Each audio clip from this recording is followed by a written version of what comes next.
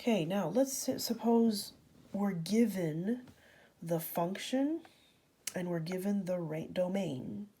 So we need to write the function as a set of ordered pairs. That means you're going to take the domain, which is your x values.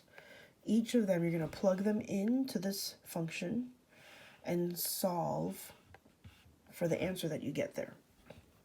So if I have g of -3, okay, I'm going to plug -3 in here. 3 times -3. Okay, 3 times -3 minus 2. That means -9 minus 2. That's going to give me -11. If I have g of 0, okay, I'm going to plug 0 in. So 3 times 0 now, minus 2. That's 0 minus 2 gives me -2. And then the last one, if I have g of x is 2. So I'm going to plug 2 in here to this equation. 3 times 2 minus 2. 3 times 2 is 6. And then minus 2 gives me 4. So these are my the answers for these functions. Now how would we write that in our final answer here? The range is -11, -2, and 4. So that's the range. We're given the domain right here, -3, 0, and 2.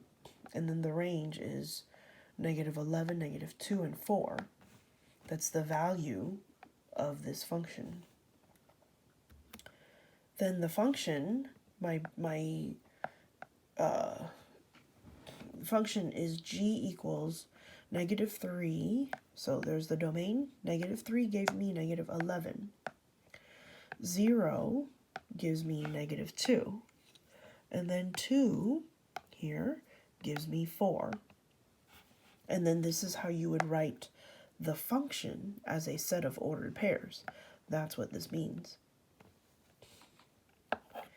Okay. Now, let's suppose we have function f of x, x over 2 plus 4. And here's our domain. So I'm going to take this function and I'm going to plug in -2 for the x here. So -2 divided by 2 plus 4 gives me -2 divided by 2 is -1, right? So -1 plus 4 gives me 3.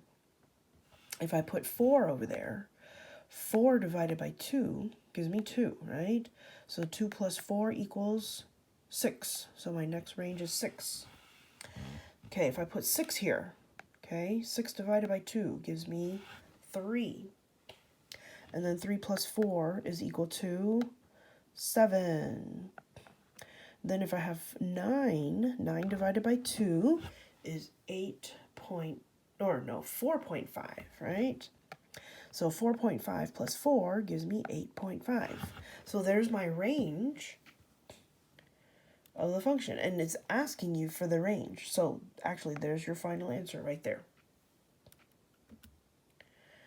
Now, it says, take a look at these graphs. Determine from the graphs whether the relations are functions. And what we could do is use what we call the vertical line test.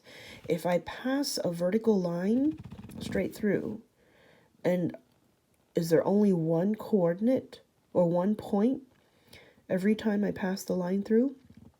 Yes, then that means it's a function. Okay? But here, if I use the vertical line test, that means there are going to be 2 values for x. Oh, there's 2 values for x right there. Okay, so then no, that is not a function because there's 2 values for x right there. It does not pass the vertical line test. Right there, there's 2 points when I pass through there. Now, sometimes your graphs will look like this with a giant curve. Okay. And then same thing, you can determine if they are functions by, again, doing the vertical line test. The line crosses only at one point. So yes, this is a function. But here, I've got many points where there are two values for x, or 2 points of this curve cross the line. And so no, this is not a function. Now, your homework here, you'll have these problems. This is a variety of problems here to help you practice and read these graphs. So take a stab at these and have fun with them. It really can be fun, okay? And we'll be seeing you next time. Thank you.